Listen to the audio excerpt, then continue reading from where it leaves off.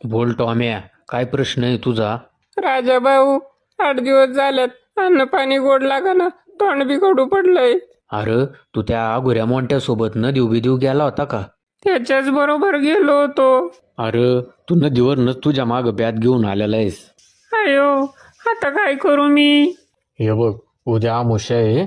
उद्या बरोबर संध्याकाळी 8 वाजता 4 लिंब, आलं, लसूण, हळद, मीठ, मसाला आणि एक कोंबडं आणि नंबर 1ची एक क्वार्टर न विसरता घेऊन ये.